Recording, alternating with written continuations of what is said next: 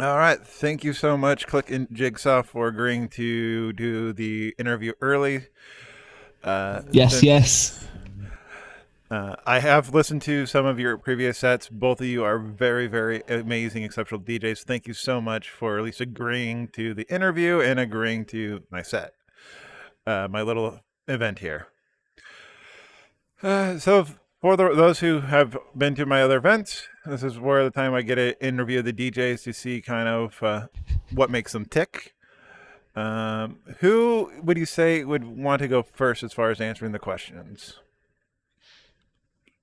I don't mind. Should It's we do it in totally up to order? you. I can answer, or yeah. I mean, our name's Yeah, should we do it in CliikSaw, and my order? name's Yeah. right at the start, so Okay. it could be me. All right. Perfect. All right. Okay. So Click. Um, what Yeah. got you into DJing? Like, how long have you been DJing for? Oh shit. What got me to DJing? I'm gonna say a few of the OG EDM producers, like literally EDM, not even UK genres. They were from America, and I was like living abroad, and I started hearing this music on the radio, like a late night radio show, because I was staying up on my little phone. I was only like 13, not gonna lie, and I heard some of these like sick songs and sounds that sounded like aliens, alien noises to me, and like that was fascinating, not gonna lie. So then I started like getting involved in the scene and experimenting and just looking through all the shit that was out there, and then slowly I got inspired by people like Jaws and Marshmello and Scream. If you know, Scream is a very OG dubstep producer in the UK.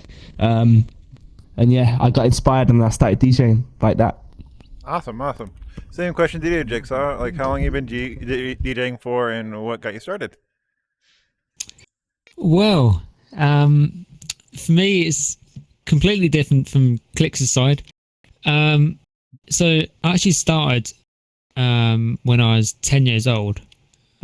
Basically, how I had the thought of even doing this was I was young. I was like 7, maybe 8 years old, and I was with my family at a like a holiday park resort thing, and they had a entertainment venue, and they had a DJ there, like entertainers and things. So they had people on stage dancing and things.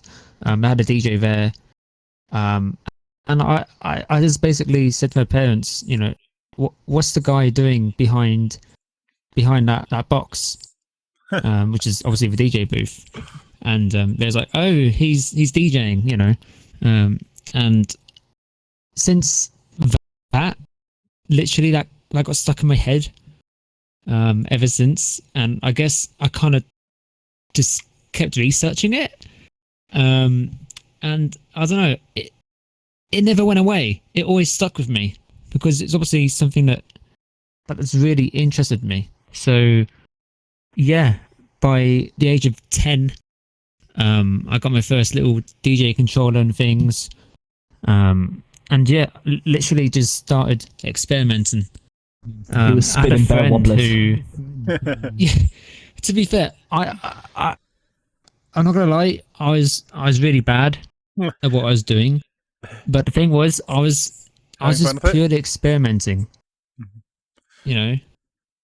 Yeah, like And every DJ is does poorly when they first start out. They don't really know how to beat match. They eventually learn how to beat match, and then they eventually learn what key signatures are and how to do a good transition and what effects are. yeah. So No, so exactly. yeah. So how long have both of you been DJing for? Since you started. I haven't been DJing properly, like seriously, for that long. I've been DJing not seriously for a while, many years, but seriously DJing, making my own mixes, actually putting a decent set together for people to listen to, about a year and a half to 2 years. And I've also started producing my own music, started about a year and a half ago, so looking to release some tunes of my own very, very soon. Nice. So you're a producer and a DJ. Yeah, that's right. That is totally awesome to hear. Jigsaw, so you said you've been DJing since you're 10 years old. It's going to date you, but how long have you been DJing for? Yeah, so I would say, like, because obviously 10 years old, that's the start of when I got my first controller and stuff. So that's when I sort of started getting into DJing, and never stopped since, basically. But I actually, at the age of like 13, so 3 years later, I started buying my own gear, like speakers and like little lights and things. And I actually put on my first sort of friends and family private party, like in real life and things. So this is at the age of 13. So I was really into it. I was purely into it by then. And since then, like, I just started. My parents helped out along the way, obviously, with money and things. But yeah, they, I don't know. I just started building my own private, like events and things. So I've got better speakers. I got better lighting, better setup and things. Mm-hmm. So I started doing real life events. And yeah, like Nice, that's when it just sort of stuck. I kind of knew the direction I was heading, and yeah. That is definitely cool to kind of hear like what kind of got DJs to into it, because like a lot of them have like the same stories as you are. Like you hear you get the little bug, like you hear the songs on the radio and you're like, oh, this is pretty cool, and then you start hearing like other DJs end up doing their practicing their trade, and then you're like, I can try that. Let's see if I can do that, and then eventually you get to the point where you can do it. Exactly.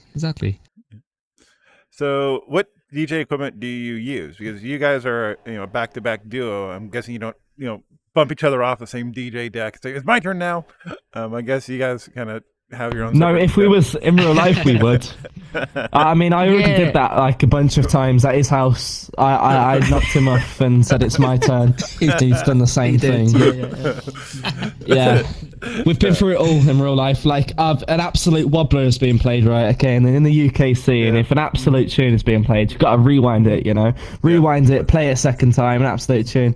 So Jigsaw would play an absolute gas of a tune, and then I'll just be like, nah, fuck off, because like, fuck off is a good thing, in the DJ scene. If you say DJ fuck off, that's a good thing. And then I'll tell him to fuck off, and then I'd rewind the tune, and then he'd be like, yo, why are you rewinding it? And I'm like, aren't you hearing this wobbler? Anyway, yeah. That's pretty much. But yeah, no, I have to DJ at home. I don't really need or can afford anything huge and big, so I have a Numont Platinum Effects, and it has all the screen light shit on it. Nice. Yeah, it's all I need for now. I might upgrade when I can, though. It'd be pretty sick. Nice. What do you use, Jigsaw, to DJ? So for streaming, I currently use a Tractor Control S4, I believe it is. Yeah, S4. But before that, I used a Pioneer DDJ RR. Now, the reason I switched was because I actually broke like a button or two on that controller. That's a good reason to switch. So I broke. Yeah, he went too hard. Good. One of the key buttons I mashed too much. You smashed the play button. Out. Yeah. He's not careful with this one either, though. He's nowhere near as careful still. But yeah, I'm now on a Tractor controllers for. To be fair, before this, I did actually have a pair of like CDJs, the very expensive ones. What was it? 2000 X's. Mm-hmm. So I did have them with a 900 mixer, but I actually had to sell them because like of money and things. Yep. But yeah. So I mean that was fun. That's fun to have while it lasted, but unfortunately, they had to go. I had to make some money back. Yeah, I'm not too bothered, to be fair, because obviously when I'm playing, because I also play in real life clubs as well from time to time. So they would have like some CDJ setups and things. So I can still play on them. You know, it's not like I forgot to play on them. But yeah, that's where I am right now. Yeah, and then like, what DJ equipment did you start off with? Like, did you start out? Well, I don't think back when you were starting DJing, there was like the DJ, 400 or 200. Some DJs were starting off on vinyl. Were you a vinyl DJ, or were you still one of the early digital DJs? Right, to be fair, I actually started in it was called a Eon or Ion, however you say it, Discover DJ. It was this £50 like little DJ MIDI controller. Literally so basic, really, really basic. I'm talking like probably, I don't know when it was released actually. Like probably, it must have been 2010. So probably I don't know. jog platters, tempo sliders, and volume sliders, and that was it. It had massive platters. It had massive platters for the size of the controller. Like 80% of the size was controllers. Wait, I can't even work it out. Let me say that again. 80% of the controller that covers the whole unit was the platters. Like they were so big. But yeah, like they looked like vinyl style. Actual turntable styles with like the little thing in the middle. All that stuff. They had like a little peg in the center. That was a really neat feature. I'm not gonna lie. But everything else on it was utter crap. Like it was so basic. Looking back at it now, I was like, whoa, what does all this do, right? But now looking back at it, I'm like, yeah, that's such a bad controller. Compared to how like entry level controllers are now. Yeah. Like they're so much better now than how they used to be. But yeah, I started off from one of them. I then went to CD players. Not necessarily CDJs, but like a CD player. Like it was so basic. Well, no, they were still DJ players, Okay. But these are like cheaper versions, much cheaper versions of the CDJs. I don't know what they are. So kind of like but it's still CDJs, yeah. So basically, kind of like a MP3 player that you can set a beat grid to. Not necessarily. I can't remember the name of it. The Newmark something. But yeah, so basically, What, a Newmark party mix? Nah, these are actual. You can put CDs is this in. older? That's what they had. You can't put USBs or anything else into it. Just CDs. That must have been interesting. I kind of went to that. Yeah, I kind of went to that, and then basically I was like, you know what? As technology got better at the time, these controllers were also getting better, and I was like, these CD players are like, they're so awkward to use. Like looking back at how controllers are now, I'm like, yeah, like I'm going back to controllers. So then I ditched that. I went to a Hercules DJ Control Air. That was a big improvement over the last controller I had. I then went to a Pioneer DDJ SB2, which I actually still have today, to be fair. It still not works. a bad deck. It's not too bad, yeah. But yeah, then I went to the Pioneer DDJ RR, and now I've got my S4. I did have a go with vinyl. I've never owned like an actual vinyl set or even DVS set. I went round a mate's house. He had a pair. I was playing around with it, and yeah, I liked it. Don't get me wrong, but I do have so much respect for all the older DJs who that's all they used to use. So much respect because nowadays technology, the way technology is now, you can like literally just like do so much things so much easier and quicker than old school vinyl and things. Yeah, like beat matching's a lot easier because you set up your beat grid and here, hit the button, sync, it goes. Yeah, honestly, just a few button clicks and like you're sorted. Yeah. Yep. Yeah, and no like hitting the trim knobs or whatnot to make sure that the two platters are running exactly in sync for the BPM and such. Yeah. So, so you guys have some pretty expensive gear, at least relatively expensive, or at least you had pretty expensive gear before you had to sell it. Do you need super expensive gear to be a DJ? No. Not at all. No, not at all. Not at all. Yep. No. Like honestly, you don't need anything honestly, to DJ. Actually, I was in a call with Jigsaw yesterday. Jigsaw, I was in a call with you yesterday, wasn't I? And I could DJ transitioning from YouTube to SoundCloud. Did you remember that? It was really good, by the way. Honestly, it was really. I pressed play on SoundCloud while it was playing on YouTube, and I faded YouTube out. It sounded really cool. It actually did. Really, yeah, honestly. Oh, that is awesome. Yeah. But in all honesty,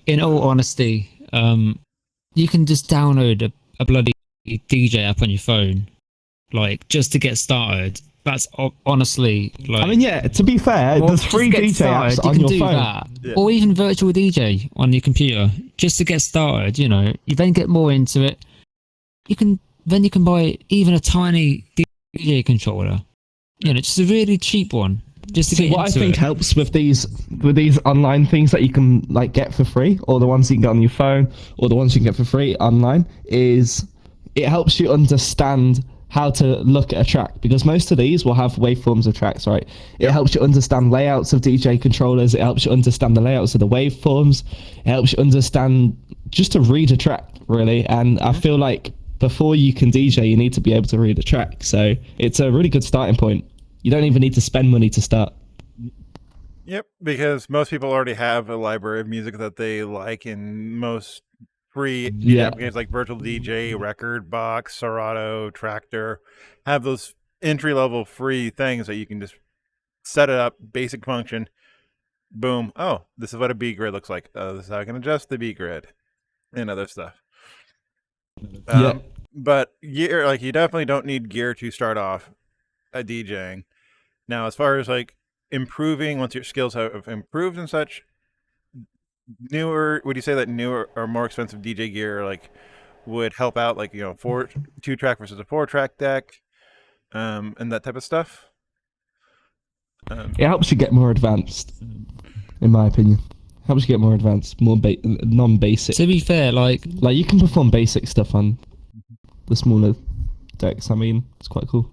Oh yeah, like I mean, there's quite a well-known DJ called James Hype, for example. He's done several YouTube videos of, because he normally plays on CDJs and things, but he made a few videos of when he done a few mixes on a DDJ 400. Like the really basic sort of entry-level controller. That's what I got. I think they're like, yeah. And you can still perform a lot of stuff on these little controllers as you would with like a full scale setup. It may be a bit more awkward because of the way everything is set out on a controller rather than a big club setup. But he's just proven a point and being like, you don't need all of this gear to do what I can do. You can do it all on little things like this. Yeah, and it's quite amazing to see. Yeah, and I really do like it when you have like big name DJs say, "Hey, I don't need this multi-$1,000 deck to sound good.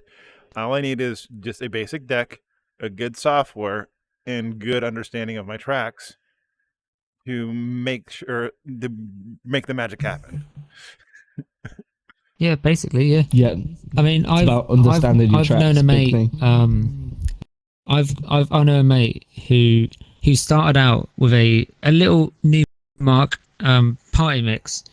I think sorry, a DJ to go. You know, the very very tiny like rectangle controller things. And he's, you know, he was sending me messages. He's like, "Yo, Jigsaw, so what? You know what? I want to upgrade. What should I upgrade it to?" I'm like, "Well, there's one of two ways you can do this, right? You can either go from a tiny thing like that to like something a bit more intermediate. You know, something like what I had at the time, like the DDJ RR. That was my sort of recommendation to him. But I was like, if you're really into this, and if you can afford it, you know, bigger. If your budget allows, if you can get like a DDJ 1000, for example, do it. You know, like I'm not forcing you to do it, but if your budget allows, and if you're really, you know, into this whole DJing thing, then do it. Even though you don't know half the features on this controller, you know, you still got all your basic things on there. But all this means is that, you know, you can explore these other features as you get more used to it. And by then, you've already got a controller which is like going to future-proof you for like probably a good 5-6 years before you wouldn't need to change it again.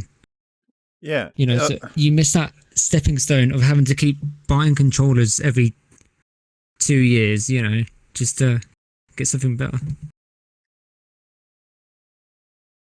Now, do you have anything you want to add, Click, to that? Wait, what's up? Sorry. Do you have anything to add to what Jigsaw said regarding, Oh no, he said it all. Perfect. Good. So, you guys have been DJing for quite some time. Like, what is a major pitfall that you see newer DJs run into, and what advice would you give them to avoid those pitfalls? Oh, bloody hell. They don't know their songs. Well, not everyone does. Do you know, lots of people actually know their songs, so I'll give it to them. But a very common error of like newly coming DJs that I see at least is they don't know their songs. So if you want to play some songs, at least know them. Know them off by heart before even playing it. Like knowing the songs, like, you know, by energy level, by feeling, by genre. Like, you don't want to go from like does it fit into your set, or will this kill the energy of the set, or all sorts of stuff like that, or even like not even knowing what part of the song is what. So like you're mixing it and it doesn't even mix into the correct part that you wanted to mix in. Like I know like some people, they wouldn't queue if they're on VR chat. So like for example, when I play on VR chat, I don't queue anything. I don't queue in no other headsets. I play by ear on VR chat, and the only reason why it all is so smooth is because I know every single song that I play. All right. Anything that you want to add, Jigsaw? I mean, I would say the same sort of thing to what Click said about knowing your tracks and things. You know, it is always really good to know exactly what you're playing. There is some tracks which can catch you out and catch you off guard. If you're not 100% used to the song. To be fair, that has happened to me a few times. Same. I'm not going to lie. But I guess that's also like a fun part of it, of, you know, of being like, hey, you know, this is live, you know, anything can happen, you know. That's a fun part of it. It's when you mess up, it's funny, you know, like it may be annoying, but that's part of the thing you're going to come across sometimes, you know. but yeah, no, honestly, like knowing your song structures, obviously the energy levels and things, it all plays a really big part of your set. Yep. Because yeah, you don't want it to like go from go on. Oh, it's like making sure you're mixing in phrase. The 16 or 32-bit phrases that genres have. Yeah. I mean, it's always good to try and get it in either in key or as close, probably 2 semitones, away from the master track playing, to try and get it sounding the best, to try and get it to flow the best, because I mean, it's not a rule, so to speak, to say oh, this is what you have to do. It's something to guide you, like if you want it to sound cleaner, like harmonically and things, then that is your best way to go. Yep. But otherwise, there's nothing stopping you from like mixing in 2 completely different keys. Just as long as you know how to work key cues and things, and how the song structures are being played out, and what your decisions are, then you can still make it work. Just as long as it's not too crazy, then yeah, like you can still make it work. Yeah, since both of you said, knowing your tracks in and out is, a key to becoming a good DJ. Like knowing exactly, here's where my break's going to happen. Here's exactly where the build up is. Here's where the drop is. Would you say that starting off DJ should, get a large library to learn, or should they get like 20 or 30 or 40 tracks that they know in and out, and then slowly incorporate more tracks into that?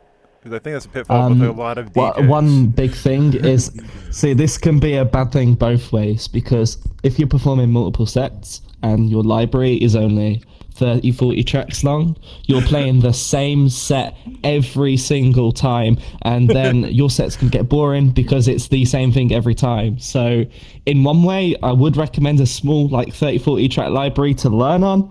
But on the other hand, if you're going to perform it to people, you want a bigger library, so learn with loads more tracks, so it's not the same set every single time. I'm guessing you're probably saying about the same thing, Jigsaw. Yeah. I mean, to start, no, I do 100% agree with that. Obviously, a lot of people don't have like a lot of budget and things to go out and buy, I don't know, like massive tracks, 1,000 tracks or something out of nowhere, but this is where like record pools and things kind of come in, where you can spend like, I don't know, £10 a month or something, and they give you this big online library, which you can literally pick and choose from. It loads it all into your players online, so nothing is stored locally. You don't have to worry about your storage getting full and things.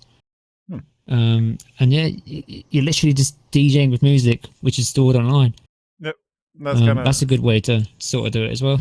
Yeah, like that's the way I kind of do it with me is I have a Beatport Link subscription and a SoundCloud subscription, so yeah, you're not technically supposed to monetize your stuff, which I don't. Highly recommend that. Yeah. Because like eventually, like the way I look at it, Beatport Link and such is like you can get any track that's on Beatport, or at least practically any track that is on Beatport. Try it out. If you really, really, really like it and think it's a banger and you need to put it in your set, you can just pay whatever it costs to get the track and then download it into your library. Though one disadvantage of Beatport, yeah, no, that's something I recommend. Yeah, the one disadvantage of Beatport though is since it is all cloud based, you have to rely on either Virtual DJ, Serato, Rekordbox, whatever Tractor, whatever DJ software you use to build the beat grids, build the stems, or you at least need to know how to properly edit the beaker, because sometimes I've looked at the beaker like, there's no effing way that that's the beat. The beat's over here. Yeah. That also comes down to, again, like, if times like that happen and you're live and stuff like that, knowing the track. Jog wheel, well. jog wheel. Or the Yeah, there's times that's happened to me as well. You know, I've loaded sort of new tracks in. I'm like, oh, you know, the beat grid is ever so slightly out or something, or like half a beat out. To be fair, it doesn't bother me too much because, you know, as long as you sort of play, like, you know, you cue it up at the right time, you want to hit play. You know, by the time it comes around for you to hit play, you can just, you know, nudge your jog wheel back and forth until it perfectly hits in time where it's supposed to be, and then you just let it go from there. You know, you can either loop it until you get it right, until it needs to come in. You know, that sort of things. So would you say that a good skill for new DJ or any DJ is being able to beat match by ear, like not by sight, by like listening to it? It's like, okay, this sounds off, and then kind of figure out which direction you need to move that jog wheel, that way you're not chasing it around, you know, the other side. 100%. Honestly, 100%. I've seen DJs, you know, like just rely on waveforms or something. I mean, that's okay. You know, that's okay, I guess. If it works, then why not? But the core, when it comes down to it, it's like, you know, you need to hear what's coming out the master. You know, listening, queuing for your headphones, you know, getting the track ready for your headphones and things. It's not a bad thing. It's a good thing because, you know, you can hear exactly what you're, you know, planning to play and things. If it's like the right edit you think it is, for example, then you can get yourself all set up and things for when you need to bring that next track in. But when it comes to beat matching, then yeah, I mean, I definitely recommend, you know, doing it by ear and things, or at least knowing how to do it manually by ear, you know. whether that's like manually adjusting the tempo fader, and also nudging your track back and forth with your jog wheel.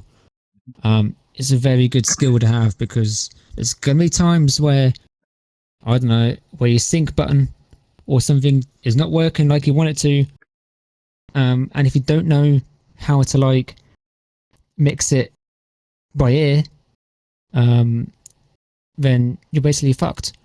I've been there a few Because, times. you know, you're just relying on this one feature. You know, you're just like, oh, you know, I'll use sync. It's all good. Yeah, you know, it's good for the most part. Yeah. I wouldn't rely on it Yep. as such. But yeah, honestly, knowing how to do it manually and doing it by ear is like the one thing you need to learn.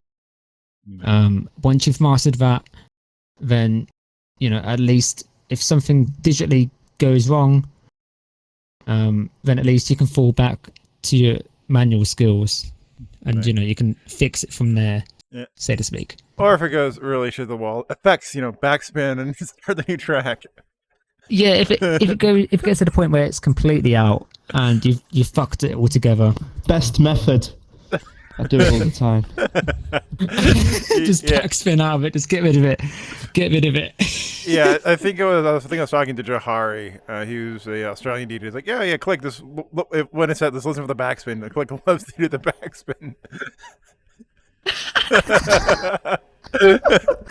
Nah, the backspin thing, like Click said That's one of my it's a very signature UK things. thing. Yeah. It's a very UK thing, at least to my knowledge, and Click's knowledge No, it anyway. is. Yeah. Yeah, like a lot of people don't get it. You know, it's when you hear, you know, a really hard hitting drop or something that comes out of nowhere, and your energy levels just come up out of nowhere, right? and it's like, oh, what is that? What is that? What is that? You know, You need to play the back. Like, You need to hear it and all the time, you know for what I mean? like 5 seconds. You rewind it. It's like, let me hear that again. Let me hear that again. You know, us. You know, us. Yeah, a very UK thing. It's a lot of fun. Nice. It is. Now, since both of you are like a back-to-back group, how does like setting up a set for, you know, 2 people work out? Like, what's your workflow? Because like me, when I'm DJing, I'm like, okay, Ooh. this is the next track. This is the next track I want to play. Okay, this one's in key.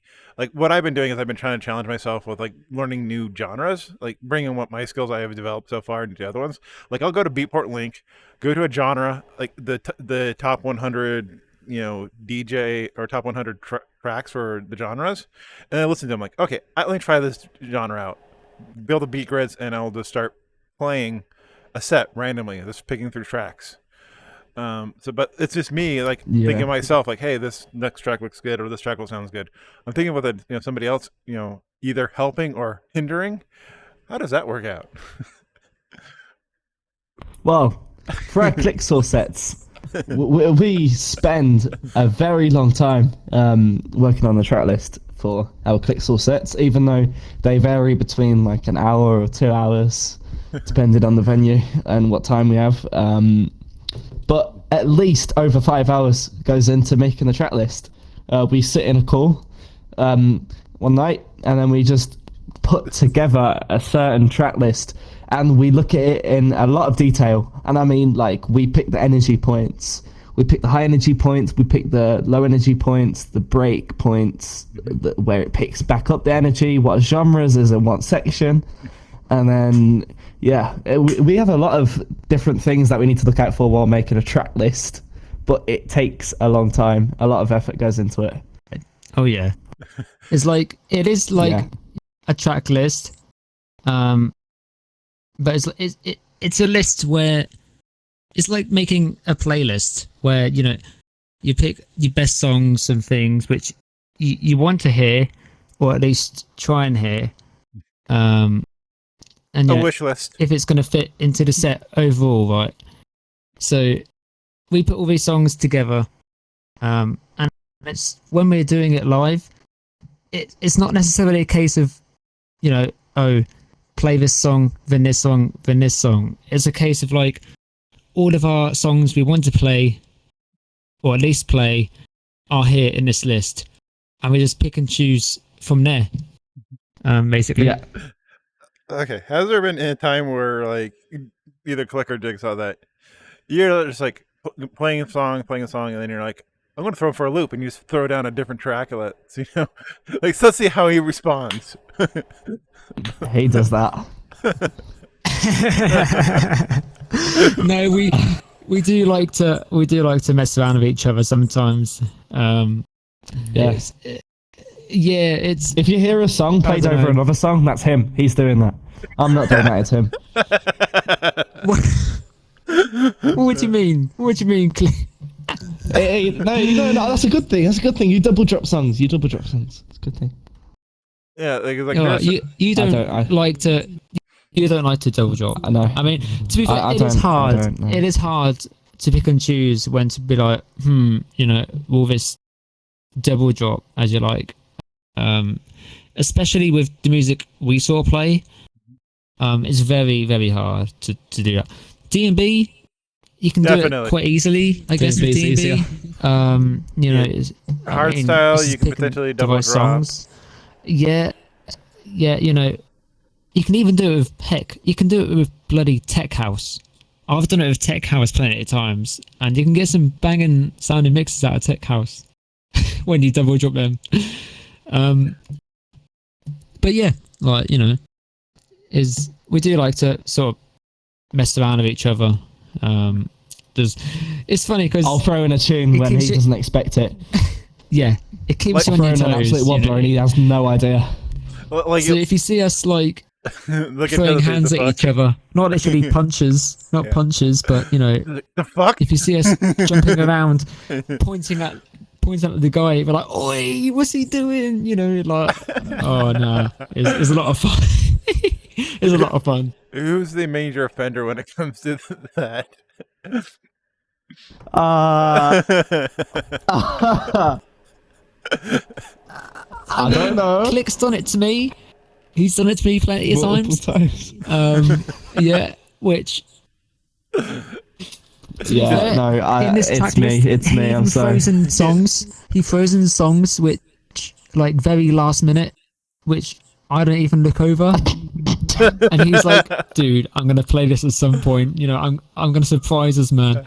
And yeah, when I hear the original of a track, I'm like, "All right, here we go."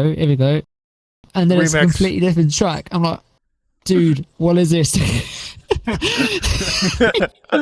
Like it's a remix that pulls like Yeah. pulls a left field. Like the fuck is this? See, I think the interesting thing about sets that I play in as well is I have a huge library of unreleased music.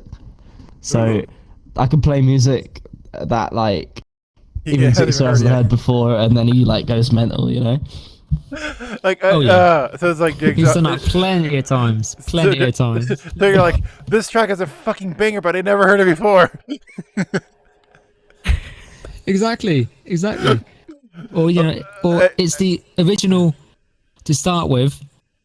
As soon as the build up comes, The drop, and then And like, wait, when- what? when that's it, when the drop comes, and it's something completely different, I go mental.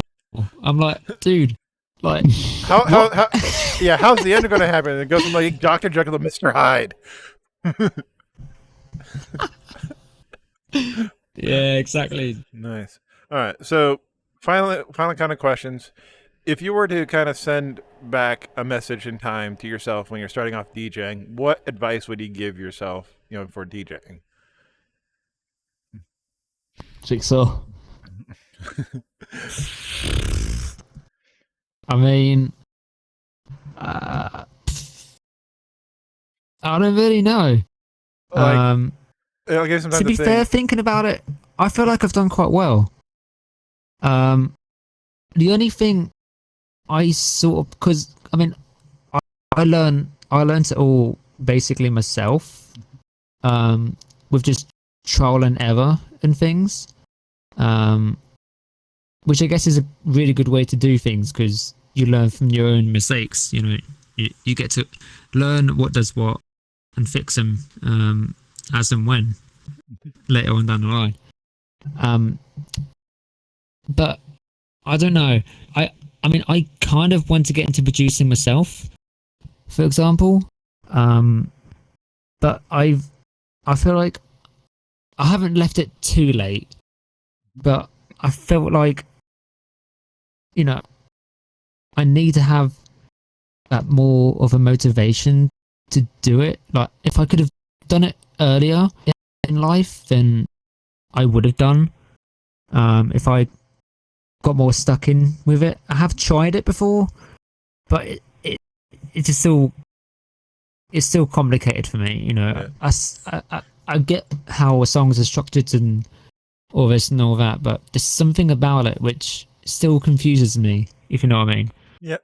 Um, Have you considered like trying you know, to produce like a bootleg track? Where the lyrics and the I- flow is there, but I've done a few things. add your own touch. I've done a few things. I mean, I really want to make my own stuff. I'm not saying that's not ever going to happen, because it may happen further down the line at some point, but I don't know. I wish I would have started something like that a lot earlier. So to Or kind at of least, yeah. so kind of surmise, you would probably send back a message like, "Hey, keep up the good work and try to do more producer type of work." Yeah. Yeah, Like- just sort of expand it a bit. DJing is good.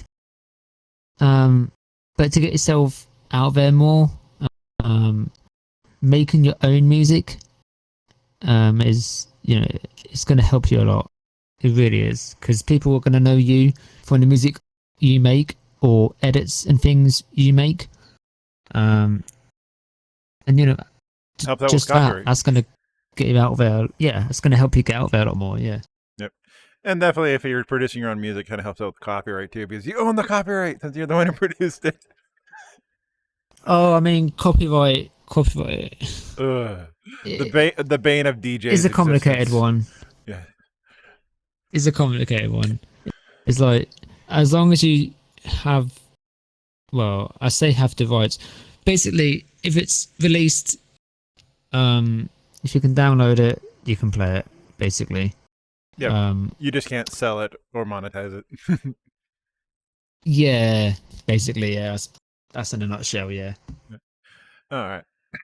Since anything, since you had some time to think, like anything that you would like to send to yourself when you first started DJing. I don't know. Not really. I think just carry on going down the path that I was going to take. Like I'm pretty new, so I'm still have the fresh thoughts. I hope my future self could tell me something right now. Pretty cool, but I can't get that information. So Nope. So you and Jigsaw are both on the same line. So there's nothing major in your past that you said you really wanted to avoid. You're just like, hey, you're on a good path. no, Keep going. I just think I need to stop. I need to stop playing what everyone else wants and what I want. I think that's the best thing to do. Like back in like 10 years ago, like because I've interviewed DJs who've been DJing for 16 plus years, 18 plus years. Like back then, to get in a club, you had to DJ a particular genre of music. To get an event, you had to DJ a particular genre of music. And a lot of DJs forced themselves to play those genres because that's the only way to be recognized doing it. Now with the technology where literally you guys, both of you are in the UK, I'm in the United States, we're able to sit in a virtual, TV studio, talk to each other, and share the same virtual stage. Like play. Yeah, it's mad. Yeah, like as DJs, like play what you want to play, and the audience will eventually come. And even if the audience doesn't come, as long as you're having fun with it and you're improving and you like what you're doing, keep it up. Because it can only get better. Like that's something I've also learned through my career as well. It's like, yeah, if you're playing in like a bar or something like that, those sort of situations, you have to play for the crowd. You have to play what the audience wants to hear, so to speak, because those sort of situations, like bars and things, they rely on people being there, because that's how they make their money, so to speak. So as long as you're playing music everyone knows and likes, and they're bringing a crowd in, they're constantly buying drinks and things, places like that, they're happy. That's what they want. But in spaces like VR chat, I've learned that you can literally play anything, and no one cares. As long as it's good to them, and no one really cares what you play. I mean, you do get some DJs who just stick to like one genre and things. That's cool, but in spaces like VR chat, you can get away with playing anything basically, and you're always going to get a group of people who's going to vibe to it, and like you for that. But yeah, like the differences from real life and VR chat is quite big. And even if they're not, out in dance floor dancing, as long as they're, chatting with their friends, you're effectively like the NPC background music to their world. If that makes sense. Yeah. And then I interviewed a wonderful DJ called Scaly Book. He's actually a professional DJ for a club, and he said that a lot of times clubs will hire you just to be background music to make sure that the people continue drinking. That is it. Unless you're a well-known, say, artist, producer, who creates a certain type of music, and say you get booked, people know you from the music you make, right? And if you get booked to like a festival or something, then they expect you. People go there and expect you to hear What you your play. music and very similar music to what you make and things. Yeah. Well, But like, to be honest, Yeah. okay, I'm not trying to be background music.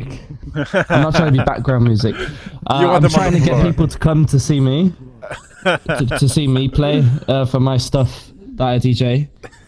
And I feel like the two different scenes are very, very separate. You've got club scene, so you go to a nightclub, it's a bar/club, whatever. There's a DJ probably playing like hip hop, whatever, and it's just a normal nightclub on a high street that like everyone goes to. And then you've got a rave, which is totally different to a club. A rave is where people go for the music and for the DJs that are playing inside the rave. I don't want to be a club DJ. I want to DJ Be at a raves. rave well, definitely a good goal, and I wish you the best of luck on that achieving that goal. Thank you. Thank you. Any final things you want to add before we close the interview? Do you want to add anything? I don't think so, to be fair. I can't think of anything on top of my head. Yeah. Awesome. Well, thank you so much, both of you, for agreeing again to Yeah, do no this set worries, for no me, worries. and then to agree to sit down and do this interview with me. Yeah, the set's gonna be fucking mad. Wait, am I allowed to swear? Oh, I did it Go anyway. ahead. Yeah, it's gonna be mad. It's gonna be mad. You've been swaying throughout this. Yeah. No. Shit, man. And hey, my Twitch is already set up for not for mature audiences only, so you're probably fine. Oh, it's okay. It's okay. And then as far as like Oh, my music, bad, people. whereas as far as tracks too, it's like I'm okay with swearing here and there, but if like every other word is a curse word, like artist, use a thesaurus, use your brain. Yeah. All right. Well, thank you again, both of you, for coming and doing the set.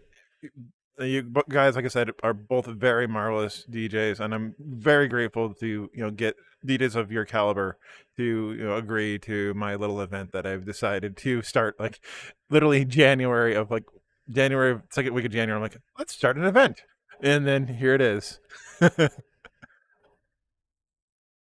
Yeah, it's gonna be sick. All right. Well, recording stopping.